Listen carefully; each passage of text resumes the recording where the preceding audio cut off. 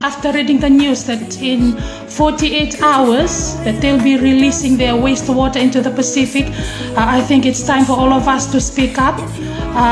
Time for all of us to make our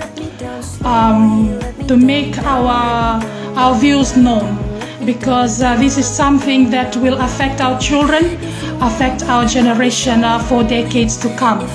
Now, something interesting that our Prime Minister have endorsed, but the Director General for IAEA have denied advising Japan on the release of its wastewater into the Pacific. This is very concerning and something that all of us should speak up and make our views known.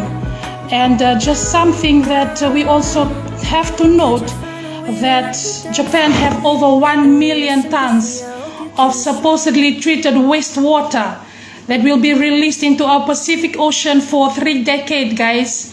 This is 3 decades. So within 48 hours, I'm urging all of our fellow Fijians to speak up, make videos, make your views known.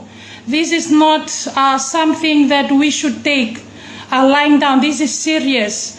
And we need people to speak up. We need people to wear black. Make your video and share it. Tag all the government people you know.